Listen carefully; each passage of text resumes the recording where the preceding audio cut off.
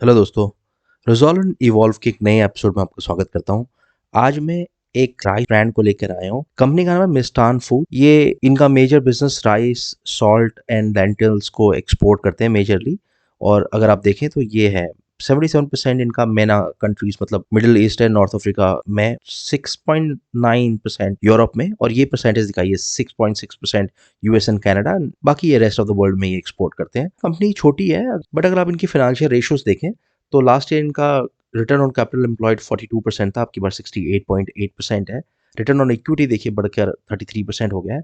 And date to equity जो ratio है वो 0.72% है, which is less than 1%। Operating profit margin भी आप देखिए पहले से बढ़ा है। और अगर आप देखें प्रॉफिट आफ्टर टैक्स भी इनका इस बार 42.92 crore, which is almost 50 crore का है, जबकि लास्ट ईयर पिछले फाइनेंशियल ईयर में ये 31.41 करोड़ का था। अब ये हमने फाइनेंशियल्स देख लिए, पर एक बार जरा ऑडिटर का भी ओपिनियन देख लेता कि ऑडिटर क्या बोलता है इस बारे में, क्योंकि ये जो समरी दी है ये किसी ऑडिटर ने ऑडिट भी किया होगा। पर ऑडिटर का अगर ओपिनियन आप देखें तो बोलता है give a true and fair view in conformity with accounting standards prescribed under this section, which means कि जो ऑडिटर है वो बोलता है कि हाँ भैया, मैं जो लिख रहा हूँ, जो मैं कह रहा हूँ, वो इसको भरोसा है, इसको विश्वास है कि रिपोर्ट जो भी इन्होंने फाइनेंशियल रिपोर्ट दी है वो बिल्कुल ट्रू है। अब अगर एक नज़र मारे इनके वॉल्यूम के ऊपर, अगर टोटल ट्रेडेड वर्सेस डिलीवरीज का अगर देखें, आज का जो रहा वो 17 तारीख को इनका 63% डिलीवरी उठी है। अगर आप कल का देखें तो भी ये 71% करीब दिखा रहा है, 71% डिलीवरीज उठी हैं।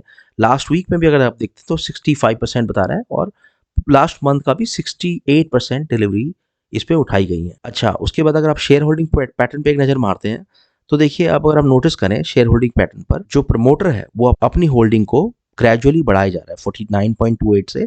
आप देखिए अभी 49.8, मतलब इन्होंने 0.6% अपनी होल्डिंग प्रमोटर ने बढ़ाई है।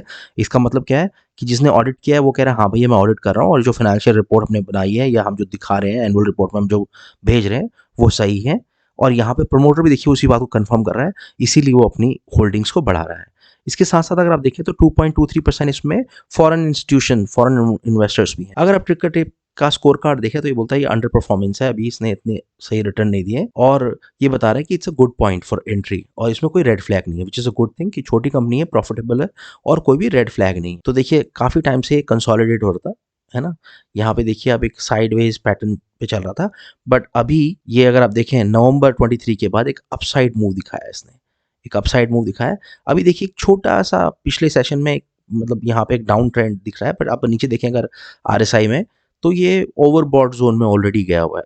तो ओवरबॉट जोन में तो थोड़ा बहुत प्रॉफिट बुकिंग होती है, विच इज़ नॉर्मल। आप देखिए यहाँ पे रेड आया तो ये भी देखिए फिर प्रॉफिट बुकिंग हुई है, क्योंकि ये फिर ओवरबॉट जोन में था। तो जब भी डिप आता है उसका मेन कारण यही होता है कि ये ओवरबॉट जोन पे है और जहाँ पर कुछ प्रॉफिट बुकिंग होती है।